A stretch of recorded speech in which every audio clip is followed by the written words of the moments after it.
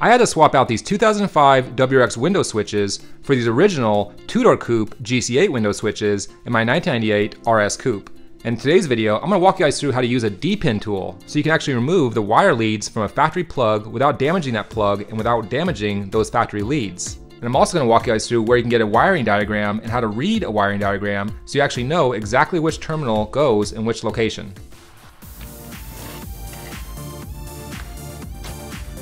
This is my little SubaruONLY shop. It's a DIY Subaru channel. It's a channel where all I do is Subaru builds and race Subaru vehicles in motorsport events. It's a DIY themed channel where I walk you guys through the steps to get your Subarus back on the road and hopefully do a little racing of your own. So thanks for checking out the video, guys. I really appreciate it.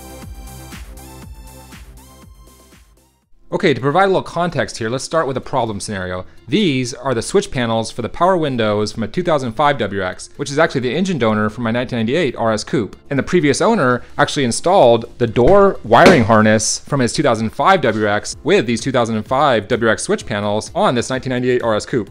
So when I got the car, these 2005 switch panels were actually zip tied to the side of the door panels like this. And I'll actually play some footage from my old videos so you can see exactly what it looked like.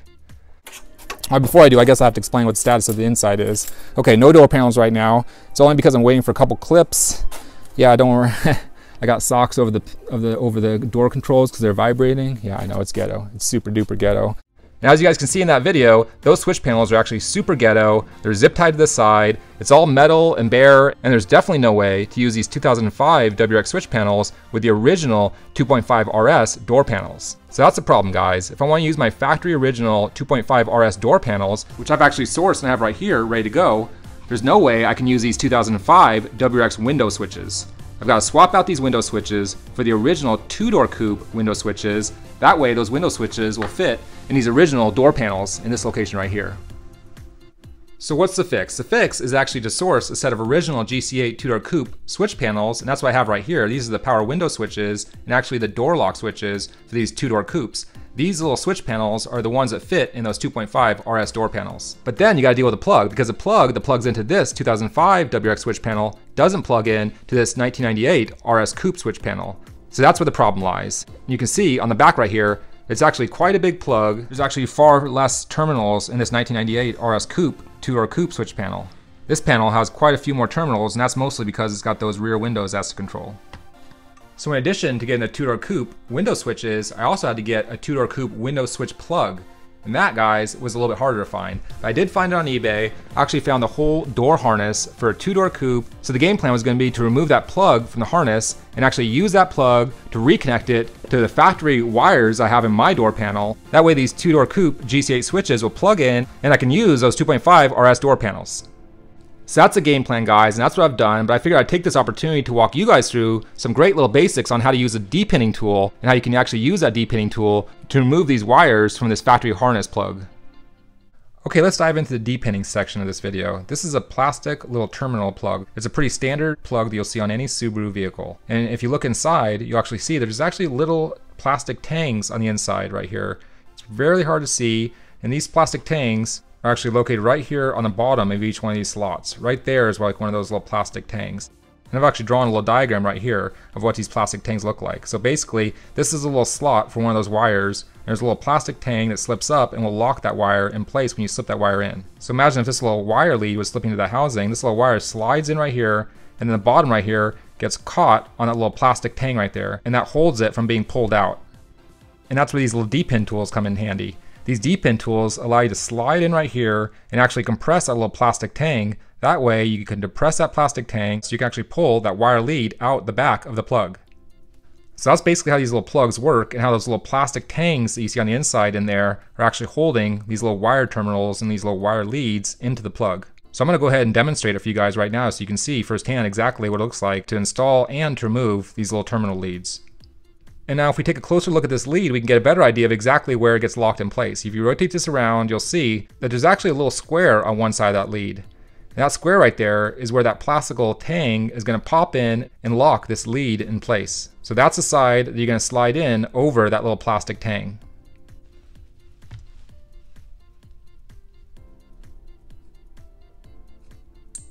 Did you hear that little click? That little click indicated that little plastic tang snapped into that square hole in our electrical lead. And now that wire is locked in place, and as hard as I pull, it's not going to come out. And the only way to release that little lead now is to depress that little plastic tang. Just like I described earlier, there's a little plastic tang right here that I need to depress so I can pull that lead out. So I'm going to go ahead and slide my little Depin tool into that little hole. And incidentally, you can actually get a set of these Depin tools from Amazon, and I actually have a set on my Amazon store, and I'll include a link to that set in the description below. They're a really great universal tool, and I believe the set is only about $5 or less. Okay, so go ahead and insert that little Depin tool into the hole, get it far enough to depress that little plastic tang. And once it's depressed, you should be able to pull that lead out. And there you have it. The lead is in perfect condition, no damage to the lead, and no damage to that little plastic tang on the inside. Now the last thing I want to show you guys is actually a lot of these plastic plugs will have a little locking mechanism in place. That's what this black piece is right here. And it's not always going to be black necessarily, but you should be able to tell if there's a separate little locking piece holding those wires in place. This little black piece right here, for example, has these little tangs that lock it in place. So all you need to do is put a little screwdriver underneath the top right here of this plastic little plug, and then slowly work this little lock out, because you have to remove this little locking mechanism before you can remove any of those wire leads. Okay, now that we know how to remove and install pins into factory plugs, we need to know exactly which pin goes into what location, and that's what these factory wiring diagrams are for. These wiring diagrams are actually located with the factory service manuals, and you guys can actually get the factory service manuals on my SubaruONLY.com website. Just head over to the website, click on the tab for factory service manuals, and I actually pulled it up on my cell phone too. It's really easy to pull this up on your cell phone, guys, because I actually host all these files on my website as full expanded PDFs. So you can actually jump over to this website on your cell phone, open the tab on your cell phone, click down to the first gen Imprezas, click down to 2001 Subaru Impreza, because that's actually the newest of the first gen Imprezas, and then from there scroll down to the wiring diagrams, and from there scroll down to power window systems, and you should be able to pull this up on your cell phone in a matter of like 20 or 30 seconds. From wherever you are, no matter what you're doing, you can have a wiring diagram for any model and make Subaru at any time really quickly and really easily.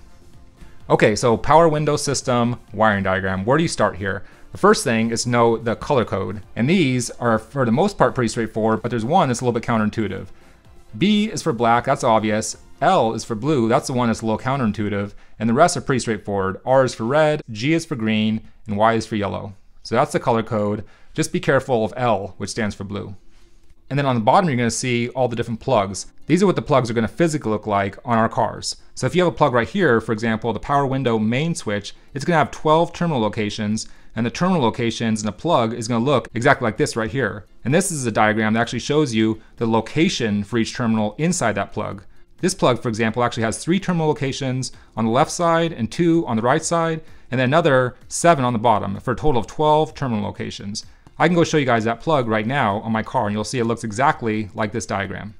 Okay, and there's a plug on my 1998 RS.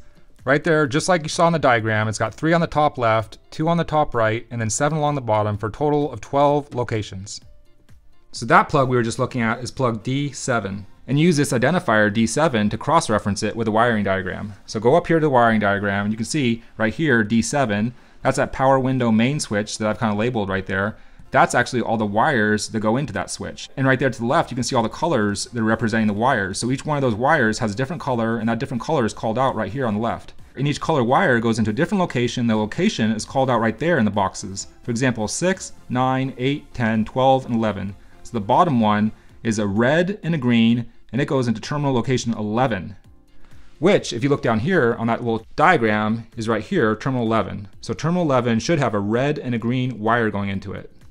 So if we head back over to the car, and we take a look at terminal number 11, which is a terminal right down here, terminal number 11, that wire should be red and green. And if I flip the plug over, you guys can see that terminal is indeed the red with the green stripe. So that right there tells you exactly which wire goes into which terminal location on that plug. And you can apply that same principle to all these different terminal locations and to all these different plugs. For example, the front power window motor, that's actually going to have its own little plug, and that's actually going to have locations 1 and 2 with 2 little wires going to it with the colors L, which stands for blue, and LR, which stands for blue with a red stripe down the middle. So wherever you have a problem, guys, you can actually go to that switch or that location, figure out which color wire should be going to which terminal location, and you can actually double check or verify that all the wires and all terminal locations are correct. And if you have something that's not working, that's where these wiring diagrams really come in helpful, because you actually can hunt down exactly what's not working. you can actually get an idea of what color those wires are, and you can actually go to the vehicle and you can actually start diagnosing and testing those wires on the vehicle for having 12-volt power or having a ground or whatever they're supposed to have. And I used this wiring diagram to make sure I had all the wires in the right locations when I swapped over the plugs from that 2005 WRX to the correct two-door coupe GC8 switches. So let me go ahead and bring these over to the car, plug these in right now so you guys can see how these switches actually control the windows perfectly now.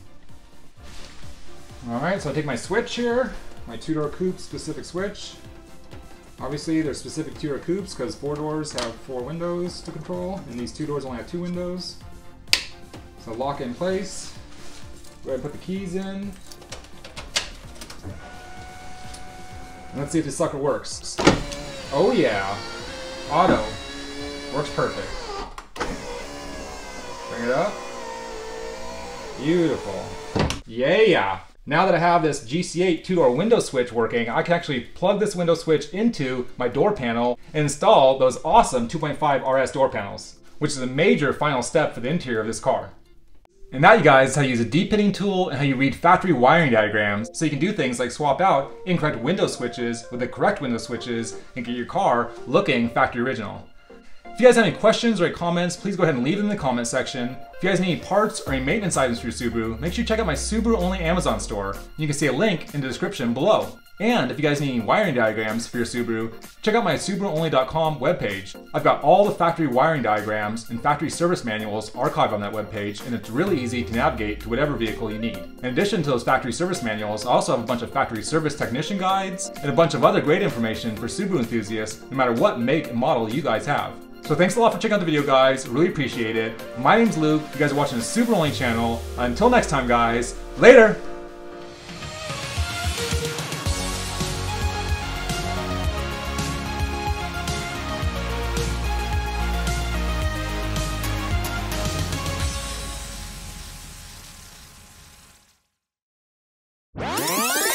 Thanks again for watching this video, guys. As you guys know, I'm a diehard Subaru enthusiast. And I've also had the opportunity to be involved in motorsports for over 2 decades now. But I'm also a professional hydrogeologist, and I've actually spent years in laboratories performing experiments where I studied the flow of fluids using the properties of physics and fluid mechanics. In these YouTube videos, I'm actually able to combine my experience from the laboratories and all the research I've done with my experience from all the motorsport series I've been involved in and my passion for Subarus. If you have any professional inquiries about Subaru-related R&D or digital marketing and media, you can contact me at SubaruONLYshop@gmail.com. Thanks for checking out the video, guys. I really appreciate it. I hope to hear from you soon.